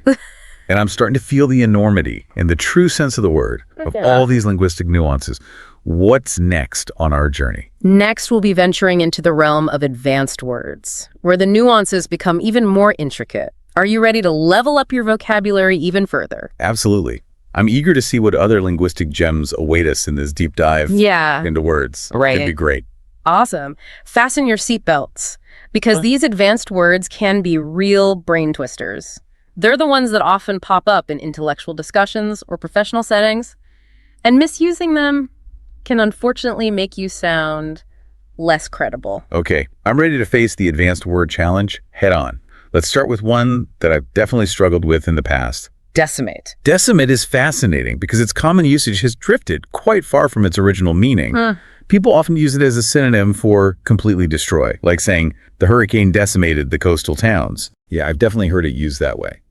But if it doesn't mean to completely destroy, then what does it actually mean? Decimate has a very specific historical root. It comes from the ancient Roman practice of punishing mutinous troops by killing 1 out of every 10 soldiers. So the original meaning of decimate is to reduce by 1/10, not to obliterate completely. Wow, I had no idea. That's a pretty grim origin story for a word. So using decimate to describe the total destruction of a town wouldn't be quite right. Exactly. It's a case of hyperbole overtaking precision. While the impact of a hurricane can be devastating, it's unlikely to literally reduce a town's population by exactly 1/10. This is why I love these deep dives. You uncover these hidden layers of meaning that we often miss in everyday conversation. It's like learning a secret code. This word's bloody history reminds us that language carries the weight of the past. Even today, decimate suggests a severe calculated reduction, not total destruction. Okay, what other advanced words are waiting to be decoded? Let's tackle one that often gets misused in academic circles: peruse. Peruse. I'll admit I've been guilty of using this one incorrectly myself. I always thought it meant to quickly skim through something. That's a very common misconception. In reality, peruse means to read thoroughly and carefully. It implies a close and attentive examination of a text, not a hasty glance. So if I said I perused the report before the meeting, it would mean I'd given it a very close read, not just skim the headings. Precisely. Using peruse correctly conveys a sense of diligence and attention to detail. It suggests you've really absorbed the information. This is another one of those aha moments. I'm realizing that using these advanced words correctly can signal a certain level of intellectual rigor. It shows you're not just skimming the surface. Exactly. It's about choosing words that accurately reflect the depth of your engagement with the topic. All right, bring on the next advanced word challenge. I'm feeling more and more confident with each one we tackle. Let's see if you can crack the code on this one. Nonplussed. Nonplussed. This one seems tricky. I've heard it used to describe someone who's calm and collected under pressure. Like, even though the presentation went wrong, she remained nonplussed. That's a clever guess, but it's actually the opposite. Nonplussed describes a state of being surprised and confused, often to the point of speechlessness. It's that feeling of being caught off guard and unsure how to react. Wow. So it's almost like being speechless with shock. Exactly. Nonplussed implies a momentary loss of composure, a sense of being bewildered. It's that deer in the headlights feeling. That makes so much more sense. I can see how misusing this word could lead to some awkward situations. Indeed, it highlights the importance of understanding the nuances of these advanced words. They can have a big impact on how our message is perceived. Okay, what other advanced word adventures await us? I'm ready to expand my vocabulary horizons. Let's explore a word that often gets used in a way that diminishes its true impact. Plethora. Plethora. I usually think of this word as meaning a lot of something. In a positive way, like there was a plethora of fun activities to choose from at the festival. That's a common interpretation. But plethora carries a slightly different nuance. While it does mean an abundance of something, it often implies an excessive or overwhelming amount. Okay. It can sometimes even suggest a sense of burden or inconvenience. Interesting. So it's not just about having a lot of something, it's about having maybe too much of it, like it's overflowing. Precisely. Imagine a situation where you're bombarded with information or faced with an overwhelming number of choices. That sense of being inundated can be captured by the word plethora. So if I were to say, I have a plethora of emails to respond to, it would imply that I'm feeling a bit swamped by them, not necessarily excited about having a full inbox. Exactly. It's about that tipping point where abundance starts to feel like excess. It's about that too much of a good thing feeling. I'm starting to see how using plethora correctly can add a layer of sophistication to my descriptions. It's a much more nuanced way of expressing abundance than just saying a lot. It's about choosing words that convey not just the quantity, but also the impact of that quantity. This is making me realize how much I've taken these words for granted, what other advanced words are hiding in plain sight, waiting to be understood. Let's delve into one that's often misused in discussions about facts and information. Factoid. Factoid. This one seems pretty straightforward. I always thought it just meant a small or trivial fact.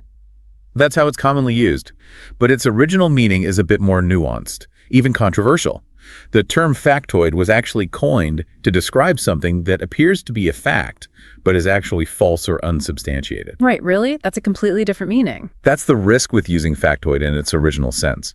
It implies a degree of skepticism or even doubt about the validity of the information being presented. It can be a way of highlighting that something may sound like a fact, but it hasn't actually been proven true. This is a perfect example of how language can evolve and shift in meaning over time. It's important to be aware of both the common usage and the original intent behind a word. You're absolutely right. Language is a living, breathing thing that constantly adapts and changes. Our goal is to be aware of those changes and use words in a way that is both accurate and effective. So how can we use factoid in a way that doesn't accidentally spread misinformation? If you're unsure of the accuracy of a piece of information, it's best to avoid using factoid altogether. You could say something like, here's an interesting tidbit, or this might be a bit of trivia, but this avoids any implication that the information might be false. That's really helpful advice. Okay, bring on the next advanced word. I'm ready to conquer some more linguistic complexities. Let's tackle a word that often causes confusion in discussions and debates. Moot. Moot? I've always thought of this word as meaning irrelevant or pointless. Like that argument is moot because the decision has already been made. That's a common understanding, but it's not entirely accurate. While moot can relate to something that's no longer relevant, its original meaning is a bit more nuanced. It originally referred to a matter that is open for debate or discussion. So if a topic is moot, it's not necessarily pointless. It just means there's room for further discussion or consideration. Precisely. Imagine a legal case where the circumstances change, making the original point of contention no longer relevant to the outcome. The issue might be considered moot, not because it was unimportant, but because it's no longer central to the case. That's a really helpful clarification. So it's less about the topic being irrelevant and more about its significance having shifted or diminished. Exactly. It's about acknowledging that the context has changed, and the original point of debate may no longer be the primary focus. I'm definitely feeling more enlightened than moot after tackling that one. What other advanced word adventures await us? Let's wrap up our exploration of advanced words with a pair that often trips people up: infer and imply. Infer and imply, the classic conundrum. I know these words are related to drawing conclusions, but I often mix them up. It's a common confusion. The key difference lies in who is doing the action. The speaker or writer implies something, meaning they suggest or hint at something without stating it directly. The listener or reader infers something, meaning they draw a conclusion based on what is implied. So if I were to say, it's getting late, I might be implying that it's time to go, even though I haven't explicitly said so. Exactly. And if you, as the listener, understood my implication, you would have correctly inferred my meaning. I see. So it's a two-way street. The speaker sends out a subtle signal, and the listener picks up on that signal and draws a conclusion. Precisely. It's like a subtle dance of communication where meaning is conveyed through suggestion and interpretation. This distinction is so subtle, but it's crucial for clear communication. Misusing these words can lead to all sorts of misunderstandings. Absolutely. Mastering the difference between infer and imply is essential for navigating conversations and interpreting written texts accurately. It's about understanding both sides of the communication equation. Wow, we've covered a lot of ground in this deep dive. It's amazing how much depth and complexity there is to these seemingly simple words. And we've only just scratched the surface. But I hope you're starting to see how understanding the nuances of language can empower you to communicate with greater clarity and precision. I'm definitely feeling a lot more confident about using these words correctly. It's like a whole new world of linguistic possibilities has opened up. And that's the beauty of language learning. It's an ongoing journey of discovery and refinement. Are you ready for a quick challenge to test your newfound knowledge? Absolutely. Bring it on. All right. Hit me with that word challenge. I'm ready to put my knowledge to the test. Okay. Let's see if you can recall the true meaning of nonplussed. Without looking back at our discussion, take a moment to think about it. Okay. No peeking. I think I've got it. Nonplussed means to be surprised and confused, almost to the point of speechlessness. It's like that feeling of being completely thrown off guard and not knowing how to react. That's absolutely correct. You've successfully decoded nonplussed. It seems our deep dive has truly expanded your vocabulary horizons. I'm feeling pretty proud of myself right now. This whole experience has been eye-opening. I've realized that using words correctly isn't just about sounding smart. It's about communicating effectively and ensuring that my message is understood. It's about wielding the power of language with precision and care. Choosing words that accurately reflect not only what we want to say, but also the subtle nuances of meaning we wish to convey. You know, it's funny because I used to think that vocabulary was just about memorizing definitions. But this deep dive has shown me that it's so much more than that. It's about understanding the history, the etymology, the subtle shades of meaning that make each word unique. It's about recognizing that words are not static, but dynamic. They evolve over time, their meanings shifting and adapting to reflect the changing world around us. And that's what makes language so fascinating. It's a living, breathing entity that connects us to the past, informs our present, and shapes our future. And as we wrap up this deep dive, I encourage you to continue exploring the fascinating world of language.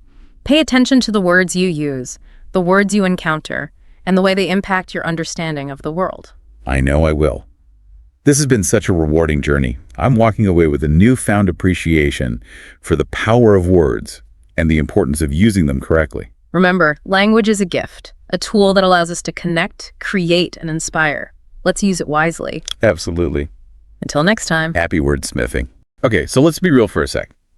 Small talk, right? It can be like the most awkward thing ever. Like when you're stuck in a situation and you know you should be chatting, but your mind just goes blank. Anyone else? Feel me on that. But get this. What if I told you that this deep dive could actually turn that dread into pure confidence? And we're going to do it using a source you'd never expect. A video script, get this, for people learning English. I know, right? Sounds a little out there. But seriously, this script is full of stuff that goes way deeper than just language. It's like a secret masterclass in how humans connect, hidden inside an English lesson. Okay, I gotta admit, when you first mentioned this source, I was kind of like, how can something for total beginners help someone who's already fluent? That's fair, totally. But the cool thing here is, by breaking small talk down into these simple steps, it actually shows you the psychology behind how we connect. Like, it's a cheat sheet for building rapport, even if you never needed help with English in the first place. So it's more about understanding the, deeper game, not just memorizing lines. Exactly. For example, the script makes a big deal about greetings and weather talk, stuff we might think is just filler. Yeah, I always thought that stuff was kind of pointless. Right. But they actually serve a super important purpose. Like, humans are literally wired to bond over shared experiences. Okay. Even something as simple as complaining about the heat or, whatever the weather's doing. Okay, yeah, I guess I can see that. It creates that instant common ground, that we're in this together feeling, which is huge for starting any kind of connection. Wow, that's actually so true. I never thought about it that way. And the script goes even further. Instead of those boring old greetings like, "Hi, how are you?" it gives you phrases that fit the specific situation so you get a better response. Oh, I like where this is going. Give me an example. So say you're at a party. Instead of that robotic, "Hi, how are you?" try something like, "What brings you here?" Way more interesting, right? Way more. It's like you're actually interested, not just saying words. Exactly. It shows you're paying attention and they actually get to share something about themselves. It's what they call a strong bid in, like conversation analysis stuff.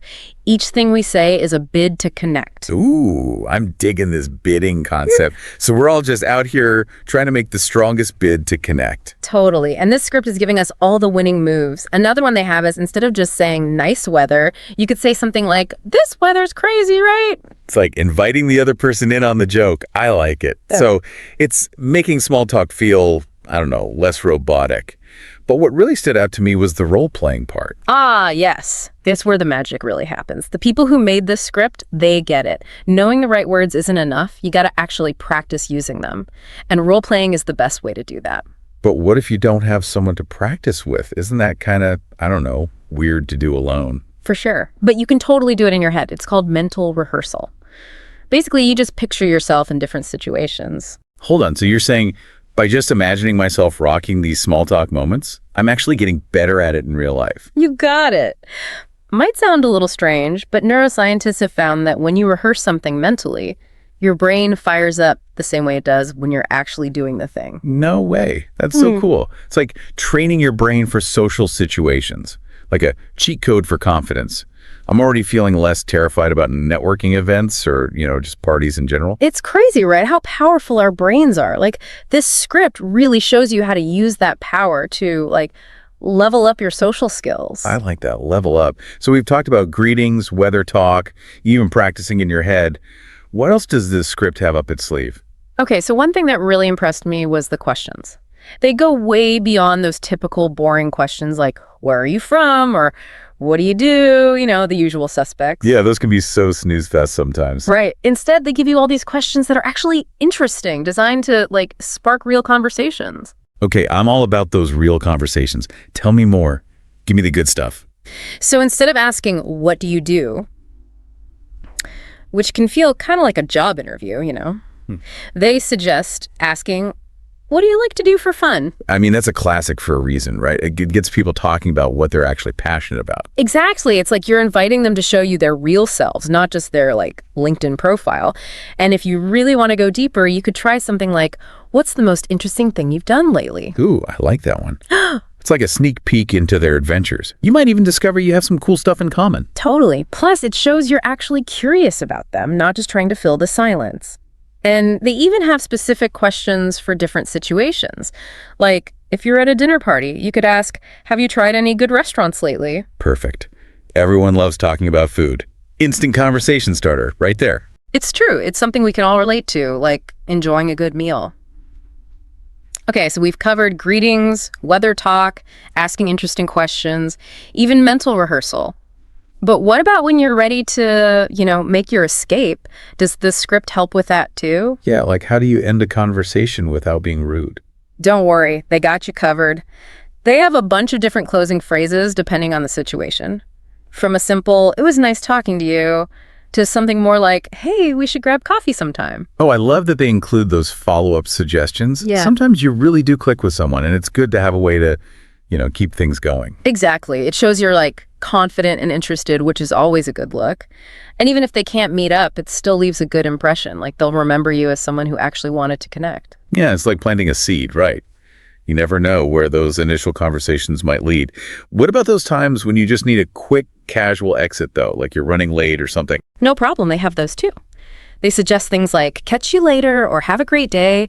Those are perfect for keeping it light and friendly without feeling like you have to, hang around forever. Okay, so whether you're aiming for a lifelong friendship or just a quick chat, it sounds like this script has given us a whole toolbox for navigating the social world. Yeah, it's like they took all the guesswork out of small talk and gave us a clear path to follow. It's pretty amazing. And what's so cool is that this script, even though it's for people learning English, it actually shows us some really deep things about human connections, like a reminder that we all want to feel understood, even in those little everyday conversations. So true. And I think that's what makes this deep dive so valuable. We're not just learning phrases, we're learning about what makes us human and how even a short conversation can make a difference, like create a ripple effect. It's like we're seeing the world through a whole new lens now, right? Yeah. And that brings us to the best part, putting it all into practice. We've talked about a lot today, the different phases of small talk, how to make a bid for connection, even practicing in your head. But now it's your turn, dear listener. Take these ideas and make them your own. Yes. This is where the real transformation happens. We've given you the tools. Now it's up to you to use them. And remember, you don't have to be perfect. The goal isn't to become some kind of small talk robot. Exactly. Be yourself, be genuine, and use these techniques to connect with people in a real way. So let's recap the top 3 things we've learned from this unexpected deep dive into, well, mastering small talk. First, small talk isn't just random. There's a structure you can follow to make those conversations flow. Second, the words you use actually matter. This script has given us tons of phrases that are interesting, thoughtful, and perfect for different situations. And third, practice, practice, practice. Whether you're practicing in your head or even role-playing with a friend, the more you do it, the more confident and natural you'll become. It really is like freeing, right? Yeah. Knowing you have these tools, it takes away that fear of like messing up or saying the wrong thing. For sure. It's like having this, I don't know, secret weapon for social situations. And honestly, the biggest thing I'm taking away from this is small talk doesn't have to be something you dread. It can actually be like fun, a way to connect with people, you know? 100%. What about you? What's sticking with you from all this? What did you find most helpful from looking at this script? You know, it's funny. I think what resonated most was realizing that everyone, even people who seem super outgoing, they've probably felt that awkwardness too. This script shows that small talk is a skill, like something you can learn and get better at, just like anything else. Right. It's not like some people are born knowing how to do it and others aren't. Exactly. It takes so much pressure off. You can just approach those conversations with curiosity, like a little game. Just see what happens. I love that. A little game. It really can be like an adventure, Yeah. Discovering something new about someone, even if it's just a tiny thing. And it reminds you that even those small moments, a quick chat, a smile, they can all make a difference. It's like we're all connected in this big web, and every conversation adds to that, you know? Absolutely. So as we wrap up this deep dive into, well, the surprisingly interesting world of small talk, I want to leave you with this. Think about the next time you are in a situation where you know there's going to be some small talk. Maybe it's a party or a work event, even just grabbing coffee. What are you most excited to try out from all the stuff we talked about? Such a good question. Yeah. And hey, remember, it doesn't have to be perfect, okay? Just be yourself, be genuine, and see what happens. You might be surprised how fun and even meaningful those small conversations can be. So go out there and conquer the world of small talk. We believe in you. Welcome to this deep dive, everyone. Today we're going to be exploring, well, actually, your English learning journey using a script for a video for English language learners. It's going to be like a deep dive within a deep dive, really. So no matter where you're at, beginner, advanced, somewhere in between, there should be something here for you.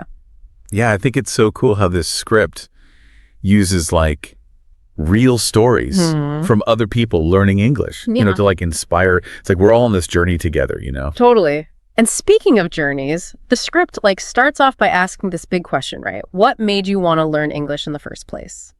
The why behind your adventure, basically. They give this example of a learner, Anna, and her goal was she just wanted to watch TV, like without subtitles. And what I thought was so cool about that was like, it was totally, you know, coming from her, like she just wanted to do it, not because someone told her she had to or anything. Right. Like those are the best reasons, you know, when it comes from inside. Yeah, for sure. Knowing your why can really make a difference, I think, especially when things get tough, you know? When you hit a wall, you just don't feel like studying. It's like having a compass to keep you, you know, heading in the right direction. I love that, the compass. So I'm curious, what was your why, you know, when you started out? Take a second to think about that. It's worth, you know, revisiting it as you keep going too. Now, the script also digs into how, like, where you are can affect your learning. It gets that not everyone can be like surrounded by English speakers all the time, but it kind of challenges us to get creative. Yeah, yeah. This story about Raj really stuck with me. He lives in this village where literally no one speaks English. And so he basically turned his whole house into this like learning tool, sticky notes everywhere, using English for like everyday stuff. It just proves you don't have to be in some English speaking country to learn it well. It's amazing, right? Talk about resourcefulness. He didn't wait for the perfect situation. He just made it himself. And this actually leads perfectly into what the script talks about next. How to, take all that time we waste and turn it into learning time. Oh, yeah. Like when you're scrolling on your phone or whatever, and it's not even like fun anymore. Exactly. But imagine if you could use that time to learn instead. The script mentions Maria, and she would spend like 30 minutes every night on, I think it was TikTok, and she swapped that for English learning videos, and guess what? In just a couple of weeks, her vocabulary like exploded. Wow. See?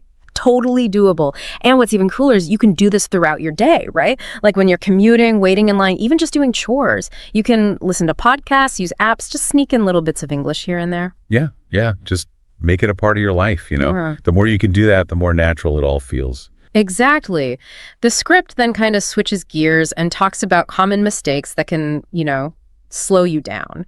And this is where I think your expertise is going to be so helpful. One of the first things it mentions is like getting too hung up on grammar, to the point where you're not even really speaking. It's easy to just memorize all the rules, but language is really about talking to people, right? Absolutely. Grammar's important. Don't get me wrong.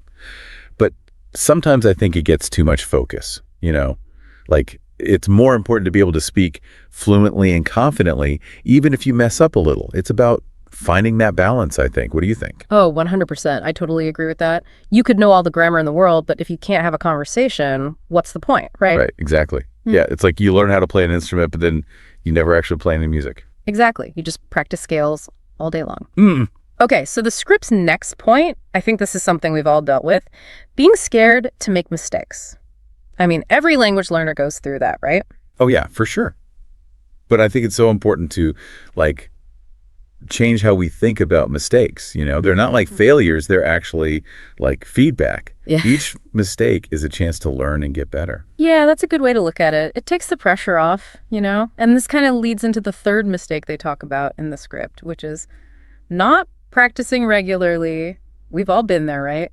Like crazy study sessions and then nothing for weeks. Yeah, I've totally been there. It's always better to do a little bit every day than a lot all at once. Yeah. It's like you wouldn't go to the gym once a month for 8 hours and expect to see results. You got to be consistent. So true. Short, consistent workouts, that's the key. Like the script mentions this learner who went from like these huge study sessions every now and then to just doing 30 minutes a day every day. And they saw way more progress. It's amazing, right? How much difference just a little bit each day can make. Yeah. Our brains, they actually learn better that way too, through repetition and like slow exposure, not cramming. So instead of trying to do it all at once, just find little ways to fit English into your day, right? Exactly. Okay, let's switch gears a little bit and look at what the script says about, learning English if you don't live in an English-speaking country. Yeah. Which can feel like a huge obstacle, but the script has some pretty encouraging examples. Yeah, I was really interested in that part. It comes back to what we were saying before about creating that immersive environment, even without actually being around English speakers. And technology can really help with this, right? Totally. Like apps for language exchange, online forums, even streaming services with subtitles. There's so much out there. Right. Like in the script, they talk about Marco from Spain, and he basically made like his own little English world at home, reading news in English, watching English YouTubers, even talking to friends online from other countries. Wow, that's awesome. It's like bringing the English-speaking world to you. You don't even have to get on a plane. Exactly. Which leads perfectly into the script's like final challenge, focus on output. Yeah. It's not enough to just understand English. You got to use it, by speaking or writing. Yeah, that's where the real learning happens, I think. Getting out there and actually using the language. I know it can be scary at first, but the more you do it, the easier it gets. The script suggests a few things you can try, like recording yourself speaking and then listening back to see what you can improve. Well, that's a good one. Or joining a speaking group, or even just writing like a short paragraph in English every day. I like that. Just little things to get you practicing, The key is to find what works for you and then make it a habit. It doesn't have to be a big thing. Even 5 minutes a day can make a difference in the long run. And as we start wrapping up this deep dive here, I think one of the most important things to remember is learning English, it's a journey, right? And every little thing you do, it brings you closer to your goals. That's a great way to put it. It's not about being perfect. It's about making progress. I mean, we've talked about so much, right? Like from that whole why thing to making your own little English world.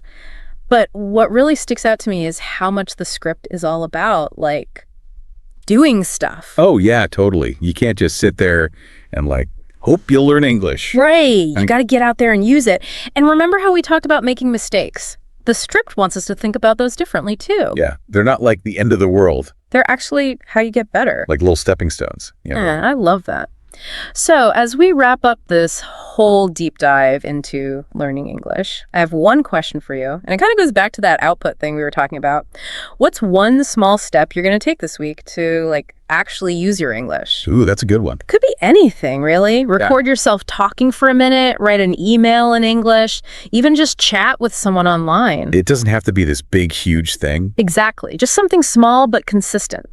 Like we were saying before, 5 minutes a day, it all adds up. We've explored a ton of tips today and heard some pretty inspiring stories. I bet there are a few that really resonated with you. Oh, yeah, for sure. So think about those and how you can use them in your own learning. And remember, learning English, it should be fun, not a chore. Totally. It's an adventure. Embrace those challenges, you know, celebrate how far you've come and never stop exploring. Happy learning, everyone.